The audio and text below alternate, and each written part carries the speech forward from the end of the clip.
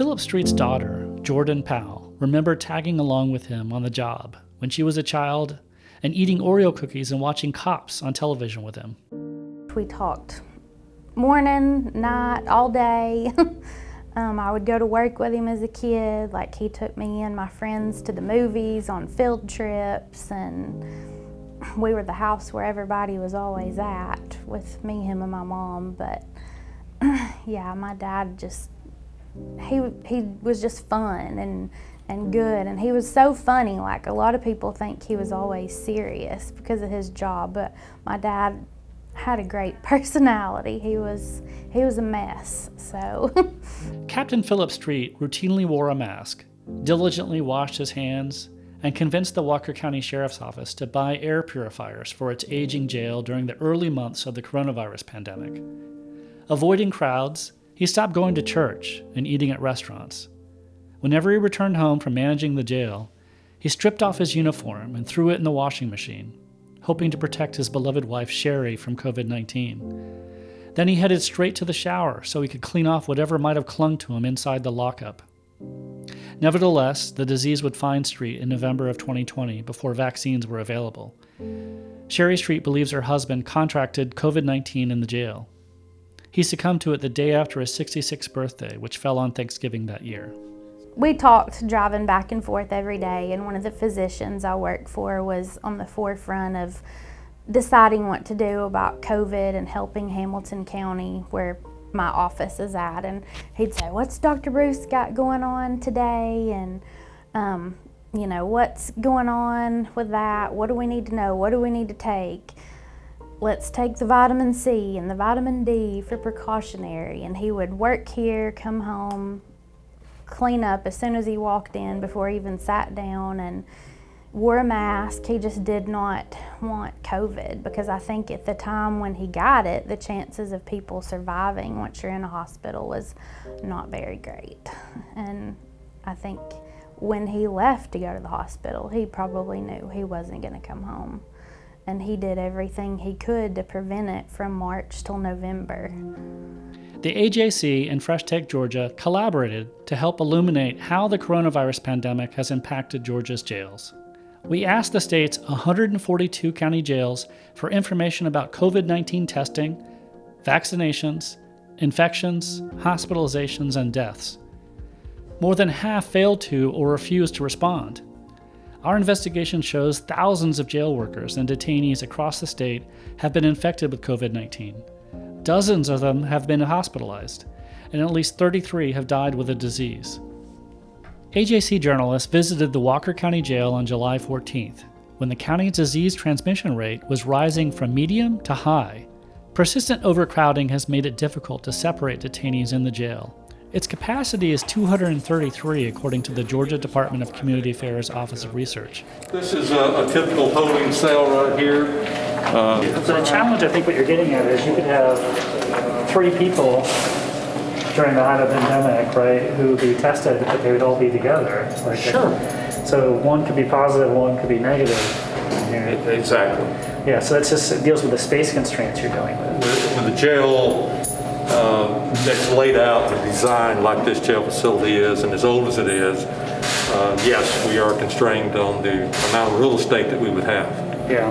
Any man or woman, any sheriff in Georgia that manages a jail, from a small jail up to a 2,000 plus bed jail, it's a challenge. It's a tough job.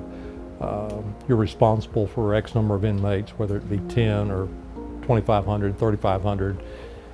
So it's a daunting task to be sure that you keep them safe, keep them secure on any day, whether it be without COVID or viruses. But since the COVID-19 has impacted our jail facilities across Georgia, sheriffs have had to try to segregate to keep inmates that are showing positive signs separate versus those that are not showing signs. And it's presented a challenge. A jail here of today, I think our population is 244. Just today alone, we had 5 new cases tested positive. But back in September of last year, we we saw an uptick and had a large a number of positive cases, and we simply ran out of real estate. We did not have room anymore to segregate those positive cases, and we were doing all we could do. We lost a nurse or two who became frustrated and wore down. They were just simply exhausted, and staffing was an issue. I mean, trying to find people that want to work in this type of field, it presents a problem because of just people not wanting to work in this type of business anymore. And we still have to do our daily functions of feeding and medical and exercise and making court trips to the courthouse. And so when you put COVID on top of all of that, it has really stretched the limits. On the day of the AJC's visit, the jail was holding 244 people, 11 more than its capacity. 5 female detainees who tested positive for COVID-19 that day were being held in the same cell block with 24 others because there was no room to put them elsewhere. The jail routinely houses people battling addiction. Among them is Kenneth Oliver, who has been in and out of the lockup on drug charges. He said he contracted COVID-19 twice, including once inside the jail in May. During the 2.5 years that I was running, I had COVID at home, and it was a little easier to deal with because I could get medication was a lot more easy to get, But in here it was a little tougher, being as you're locked up and you can't get all the medication that you'd like to have. It kind of swept through the dorm so quick that by the time the first guy got tested, just about everybody in the dorm had it, Meanwhile, at least 6 people held in Georgia jails have died with the disease, including Stephen Sims. He was a truck driver from Riverdale who loved to hit the road and visit friends, according to his daughter, Rhonda Williams. A diabetic with hypertension and an irregular heart rhythm, he tested positive for COVID-19 at a rehab center where he was being treated for a stroke. That happened before he was sent to the Clayton County Jail in May of 2020 on aggravated assault and murder charges. Williams says she doesn't believe her father killed anyone, pointing out that he was debilitated from his stroke and used a wheelchair. Sims's charges were never adjudicated. His body was found in the jail's medical unit where he was being isolated because of his COVID-19 infection. Sims's death certificate identifies his cause of death as heart disease, though it says no autopsy was performed. Questioning the circumstances surrounding his death and still grieving, Sims's family is planning to spread his ashes along the highway where he loved to be. My father he's a funny guy. I always thought my dad was pretty funny. He was really, like I said, a jovial person, very good personality, never met a stranger. And if you walked in this room, he'd make you feel welcome. Hey, what's your name and who are you? And this, and he's always very friendly, very open, very always wanted to make you laugh and feel good. Court papers filed by the Clayton Sheriff's Office appear to refer to him, but not by name, saying that person's death was not caused by the conditions and medical care in the jail. In my dad's case, clarity. I want to know what happened. The victim can't speak. My father's not here. I don't know what happened. I'm sorry, but that wasn't my dad. He wasn't like that.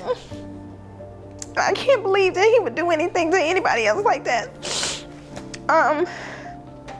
Even if he's angry, I know he probably got angry because of what the gentleman was saying to him, but I don't think he'd be so angry to kill somebody. It's just I am. And I guess, I'm sorry. Not having that information makes me feel like something's missing and we don't know what it is. Among the many reasons why this all matters, infectious diseases in jails can spread to surrounding communities. For example, experts point to the threat posed by the growing monkeypox outbreak, which the Biden administration has declared a public health emergency. The Cook County Jail in Chicago reported its first case of the virus in July. In contrast to state and federal prisons, jails in Georgia are run by locally elected sheriffs and mostly hold people awaiting trials, many for minor offenses. Like prisons, jails face serious risks of COVID-19 outbreaks because they hold in close proximity large numbers of people, many of them with pre-existing mental and physical health problems. She keeps with her a black and white photo of her father from a time when he was running for re-election as Dade County Sheriff. In the picture, he's wearing a coat and tie and a big smile. Pal said she was pretty sure she poked him in the side that day to get him to smile, chuckling at the memory of it. It's just a sweet little picture of him. This was around the last election that he was running for sheriff. We actually did my wedding engagement pictures the same day. So like my whole family was there and we were taking pictures, and it's just a funny picture of a smile you didn't always see because he was always real stern.